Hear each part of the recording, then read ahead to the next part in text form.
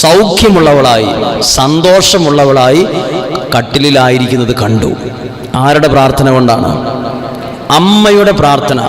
ഒരുപക്ഷെ ഇവിടെ ഇരിക്കുന്ന അമ്മമാര് അവരുടെ അമ്മമാരെ കുറിച്ച് പറയുന്ന അതേ കാര്യമായിരിക്കും. അമ്മമാരെ കുറിച്ച് പറയില്ലേ?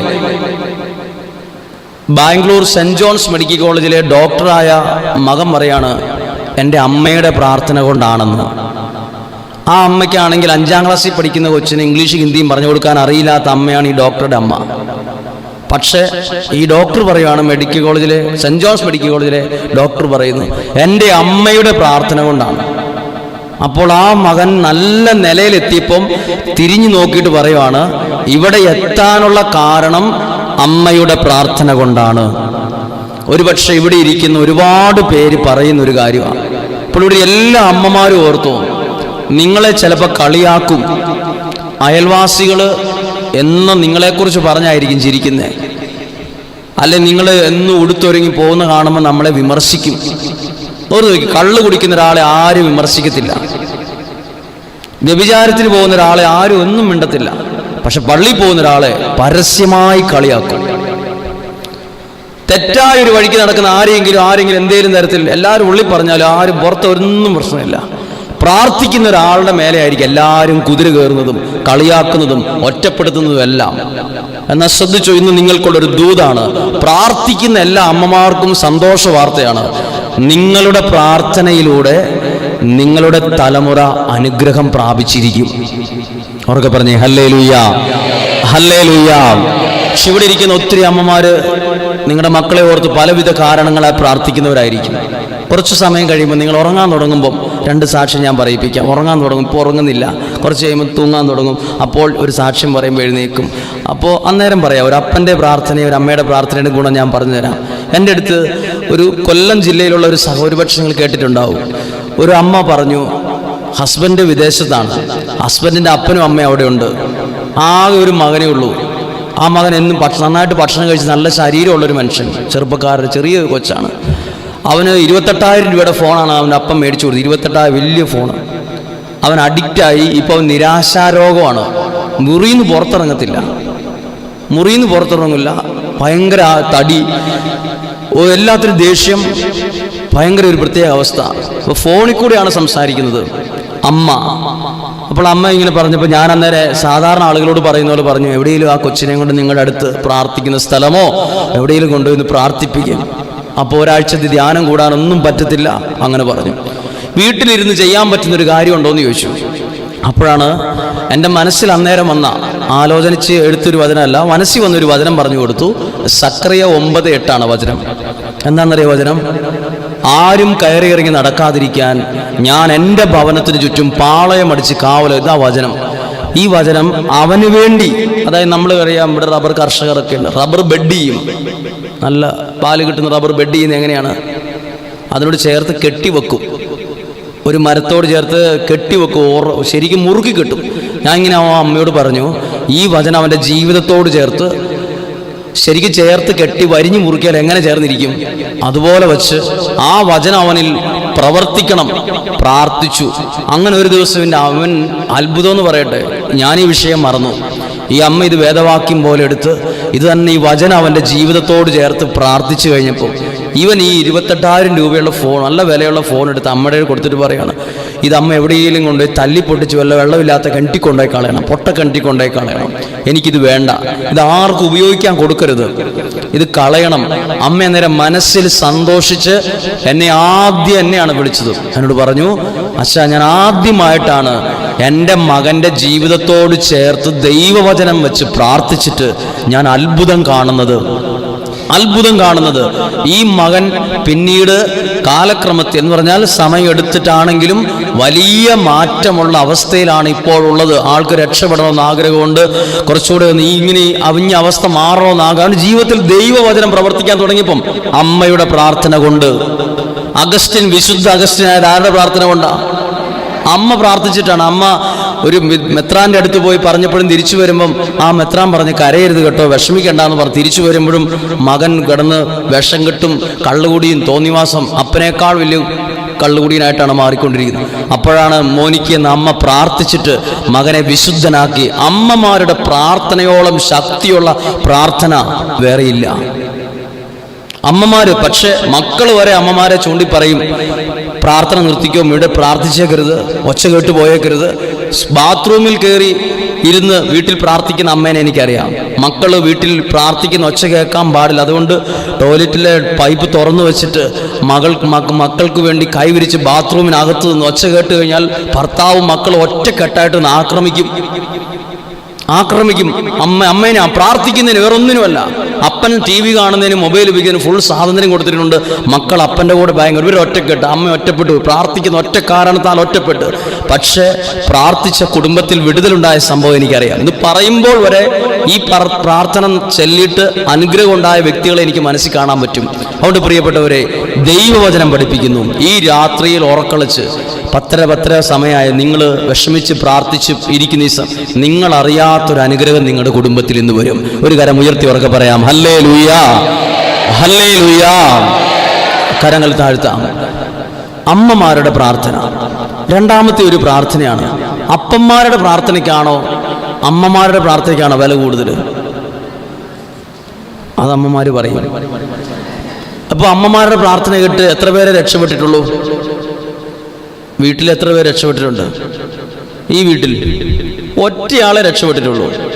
ഇനി ഒരു അപ്പൻ വീട്ടിൽ ദൈവത്തെ അറിഞ്ഞ ഒരാളാണ് എത്ര പേര് രക്ഷപ്പെടും? ഒരാളാണോ 3 പേരാണോ? വീട്ടിലുള്ളവർ മുഴുവൻ രക്ഷപ്പെടും. അത് ബൈബിളിൽ ഒരു സംഭവമുണ്ട്. ബൈബിളിൽ ഒരു വാക്കുണ്ട്, സക്കേവൂസ്. നിങ്ങൾ വായിച്ചിട്ടുണ്ട്. ഈ സക്കേവൂസ് എന്ന് കേട്ടാൽ നമുക്ക് തോന്നത്തില്ല. ആളൊരു അപ്പനാണ്, കുടുംബനാഥനാണ്, ഭാര്യയുണ്ട്, മക്കളുള്ള ഒരു കുടുംബനാഥനാണ്. ആര്? ഇവിടെ ദൈവത്തെ കാണണമെന്ന് ആഗ്രഹം ആർക്കാ ഉണ്ടാകുന്നത്? അപ്പനാ ഉണ്ടാകും, കുടുംബനാഥനാ ഉണ്ടാകുന്നത്. കുടുംബനാഥൻ പോവാണ് ദൈവത്തെ കാണാൻ വേണ്ടി, ഈശോയെ കാണാൻ വേണ്ടി പോയിട്ട് വീട്ടിലേക്ക് വരുന്നത് ആരെ കൂട്ടിക്കൊണ്ടാ?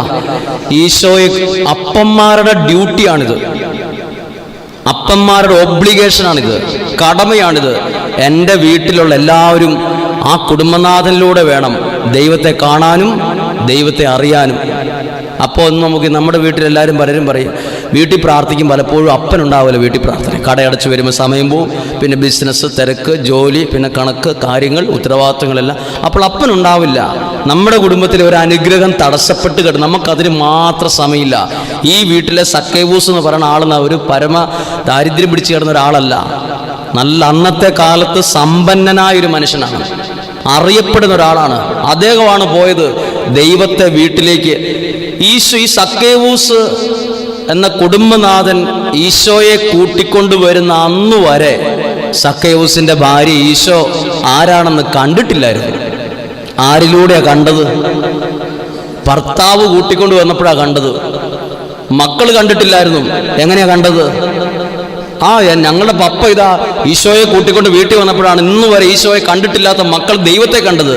ഒരു കുടുംബത്തിലെ കുടുംബനാഥൻ, അതാണ് വചനം പഠിപ്പിക്കുന്നില്ലേ, കുടുംബനാഥൻ അശ്രദ്ധനായാൽ മേൽക്കൂര ചോരും. പറഞ്ഞേ ഹല്ലേലൂയാ, അവർക്ക് പറഞ്ഞേ ഹല്ലേലൂയാ.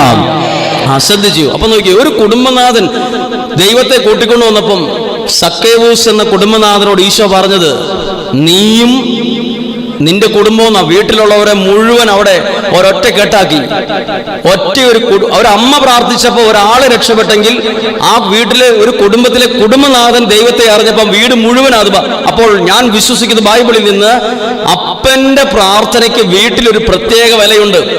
ഈശോ എന്ന് പേരിടണമെന്ന് ദൈവത്തിന്റെ ദൂതൻ ആരോട്? അപ്പനോടാണോ അമ്മയോടാണോ പറഞ്ഞേ? എല്ലാം ഉറക്കപ്പിച്ചായി പോയി. അപ്പനോടാ പറഞ്ഞത്, അവൻ യേശു എന്ന് പേരിടണം. ആണോ? ശ്രദ്ധിച്ചേ, അപ്പന്മാരുടെ പ്രാർത്ഥനയ്ക്ക് വിലയുണ്ട്. പ്രാർത്ഥിക്കുന്ന എല്ലാ അപ്പന്മാരോടും ഇത് ദൈവത്തിന്റെ വചനമായിട്ട് നിങ്ങൾക്ക് സ്വീകരിക്കാം. ഇനി അടുത്തൊരു കാര്യം, ഒരു വീട്ടിലെ അപ്പനും അമ്മയും പ്രാർത്ഥിക്കുന്നവരാണെങ്കിലോ, ഇപ്പോൾ ഒരു അമ്മ പ്രാർത്ഥിച്ചതിന്റെ ഗുണം കണ്ടു, ഒരപ്പൻ പ്രാർത്ഥിച്ചതിന്റെ ഗുണം കണ്ടു. ഈ രണ്ടും കൂടി ഒരുമിച്ച് വന്നാൽ എങ്ങനെ ഇരിക്കും? അപ്പനും അമ്മയും പ്രാർത്ഥിക്കുന്ന ആളുകളാണ്. അങ്ങനെയാണെങ്കിൽ ആ മക്കളുടെ സ്വഭാവം ജനിക്കുന്നതിന് മുമ്പ് ദൈവം പ്രവചിച്ചിട്ടുണ്ടാവും. അത് ബൈബിളിലുണ്ട്. എല്ലാം കേട്ടിട്ടുണ്ടോ? വിശുദ്ധ ലൂക്കായുടെ സുവിശേഷത്തിൽ ദൈവ ശുശ്രൂഷകരായ അപ്പനും അമ്മയും രണ്ടുപേരും, പക്ഷെ എല്ലാവരും കളിയാക്കലായിരുന്നു ഇവരെ. അതാണ് ലൂക്കാ സുവിശേഷം 1-ാം അധ്യായം 5-ാമത്തെ വാക്യം. ആരൊക്കെയാണ് അപ്പനും അമ്മയും? സക്കറിയായും എലിസബത്തും, രണ്ടുപേരും ഭാര്യയും ഭർത്താവും ദൈവ ശുശ്രൂഷകരായിരുന്നു.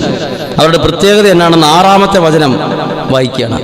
അവർ ദൈവത്തിൻ്റെ മുമ്പിൽ നീതിനിഷ്ഠരും കർത്താവിൻ്റെ പ്രമാണങ്ങൾ കുറ്റമറ്റ വിധം അനുസരിക്കുന്നവരുമായിരുന്നു. പക്ഷെ മക്കളില്ലായിരുന്നു. അവർ വലിയ പ്രാർത്ഥനക്കാരായിരുന്നു, പക്ഷെ മക്കളില്ലായിരുന്നു. ഒരു പക്ഷെ പ്രാർത്ഥിക്കുന്നവരെ നമ്മൾ പറയും, നിങ്ങൾ പ്രാർത്ഥിച്ചിട്ട് നിങ്ങളുടെ വീട്ടിൽ ഇത് പ്രശ്നം മാറുന്നില്ലല്ലോ. ചില പ്രശ്നങ്ങളൊക്കെ പ്രാർത്ഥിക്കുന്നവരുടെ വീട്ടിൽ നിലനിൽക്കും, ഇങ്ങനെ മാറത്തില്ല പെട്ടെന്ന്. അതറിഞ്ഞവരെക്കാൾ കൂടുതൽ അറിയും. ശ്രദ്ധിച്ചോ, ഈ അപ്പനും അമ്മയും ഭയങ്കര പ്രാർത്ഥനക്കാരാ.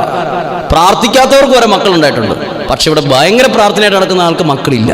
അപ്പോൾ എല്ലാവരും കളിയാക്കി. ഇന്നത്തെ കാലം പോലെയല്ല, അന്നത്തെ കാലം മക്കളില്ലെന്നുള്ള ദൈവശാപമാണെന്ന് വരെ കരുതിയ ആ സമയമാണ്. അങ്ങനെ ഇരിക്കുമ്പോൾ പലരും കളിയാക്കിയപ്പോൾ ഇവർ ദൈവശുശ്രൂഷ പ്രാർത്ഥന നിർത്തിയോ ഇല്ലയോ? ഇവരെ പലരും കളിയാക്കിയപ്പോഴും ഇവർ ഒരിക്കലും ദൈവത്തിനു വേണ്ടി നിൽക്കുന്ന ആ ഒരു കാര്യത്തെ ജീവിതത്തിൽ മാറ്റി നിർത്തിയില്ല. അവർ ഉറച്ചു നിന്നു. അങ്ങനെ ഉറച്ചു നിന്ന സമയത്താണ് 8-ാമത്തെ വചനം തൊട്ട് വായിക്കുന്നത്. തൻ്റെ ഗണത്തിന് നിശ്ചയിക്കപ്പെട്ടിരിക്കുന്ന ക്രമമനുസരിച്ച് ദൈവസന്നദ്ധിയെ ശുശ്രൂഷ നടത്തി വരുവേ സക്കറിയാക്ക് കുറിവീണു. സക്കറിയ പ്രാർത്ഥിച്ചുകൊണ്ടിരിക്കുമ്പോൾ 13-ാമത്തെ വചനം ഇങ്ങനെയാണ്. സക്കറിയോട് പറയാം, നിനക്കൊരു കൊച്ചു ജനിക്കും. ഇനി കാര്യം ശ്രദ്ധിക്കണം. പ്രാർത്ഥിക്കുന്ന അപ്പനും അമ്മയ്ക്കും മകനെ ദൈവം കൊടുക്കാൻ നേരത്ത് ഈ മകന്റെ സ്വഭാവം ജനിക്കുന്നതിന് മുമ്പ് ദൈവം പറഞ്ഞു കൊടുത്തു. അവൻ കള്ളുകൂടിയനായിരിക്കുകയായിരുന്നു. എപ്പോൾ പറഞ്ഞു കൊടുത്തു? ജനിക്കുന്നതിന് മുമ്പ്. അവൻ കള്ളു കുടിച്ച് വഴി കിടക്കുകയല്ല, കയറി പറയുകയായിരുന്നു. ജനിക്കുന്നതിന് മുമ്പ് ഓൾറെഡി പ്രവചിച്ചു കഴിഞ്ഞു. പ്രാർത്ഥിക്കുന്ന അപ്പനും അമ്മയ്ക്കും മക്കളുണ്ടെങ്കിൽ അവർ ദൈവീക സ്വഭാവത്തിൽ വളരുമെന്ന് ഇതാ ബൈബിളിൽ പഠിപ്പിക്കുന്നു. ജനിക്കുന്നതിന് മുമ്പ് പറഞ്ഞ വാക്ക് വായിക്കുകയാണ്. 1-ാം അധ്യായം 14-ാമത്തെ വാക്യം വായിക്കാമോ? ഇല്ല. ആരിലൂടെ? ആണ്ടെടുക്കുന്നു. നിനക്ക് ആനന്ദവും സന്തുഷ്ടിയും ഉണ്ടാകും. ആരിലൂടെ? നമുക്ക് നമ്മുടെ മക്കളിലൂടെ ഈ 2 സാധനം ഉണ്ടാവുന്നുണ്ടോ? ആനന്ദവും ഇല്ല, തലവേദനയും അതിനപ്പുറത്തെ വേദനയാണ്. നമുക്ക് പേടിയാ, എന്താവും, ഇതെവിടെ ചെന്ന് നിൽക്കുമെന്നൊരു പേടി നിങ്ങളുടെ ഉള്ളിൻ്റെ ഉള്ളിലില്ലേ? ഇതിങ്ങനെ പോയത് എവിടെ പോയി നിൽക്കുമെന്നൊരു പേടി. പുറത്ത് പറഞ്ഞില്ലെങ്കിലും ഉള്ളിൻ്റെ ഉള്ളിൽ ഒരു കൊളുത്താട്ട് കിടപ്പുണ്ട്. പക്ഷെ പ്രാർത്ഥിക്കുന്ന ഒരു അപ്പനും അമ്മയ്ക്കും മക്കളുണ്ടായിട്ടില്ല. ആ കൊച്ചിനെ അവർ കൈയെടുത്തിട്ടില്ല. ഉണ്ടാവുന്നതിന് മുമ്പ് പറയുക, അവൻ എത്ര വയസ്സായാലും അവനിലൂടെ നിങ്ങൾക്ക് ലഭിക്കുന്ന 2 കാര്യം ആനന്ദവും സന്തുഷ്ടിയും. ഹല്ലേലൂയ. 2 കാര്യം ഉറപ്പ്. അടുത്ത സ്വഭാവം, അനേകർ അവന്റെ ജനനത്തിൽ ആഹ്ലാദിക്കും. അടുത്തത് 15-ാമത്തെ വാക്യം, കർത്താവിന്റെ സന്നിധിയിൽ അവൻ വലിയവനായിരിക്കും. ജനിക്കുന്നതിന് മുമ്പ് ആർക്കാം കുഞ്ഞുങ്ങൾ? സക്കറിയായും എലിസബത്തിനും മകനുണ്ടാവുന്നതിന് മുമ്പ് ദൈവം പറഞ്ഞു കൊടുക്കുക, അവൻ ജനിച്ചു കഴിയുമ്പോൾ അവൻ വലിയവനായിരിക്കും. നാളെ ഒരു സമയത്ത് അവനിലൂടെ നിനക്ക് അഭിമാനം വരും, വലിയവനായിരിക്കും. പ്രാർത്ഥിക്കുന്ന അപ്പനും അമ്മയും അവിടെ ഉള്ളെങ്കിൽ നിങ്ങൾക്ക് 100% ഇപ്പോൾ പ്രശ്നങ്ങളോ പ്രതിസന്ധികളോ ഒക്കെ ഉണ്ടെങ്കിലും ഓർത്തോ, നിങ്ങളുടെ മക്കൾ നിങ്ങൾക്കൊരു അഭിമാനമായിരിക്കും. അബ്രാഹത്തോട് ദൈവം പറഞ്ഞെന്താ? ആകാശ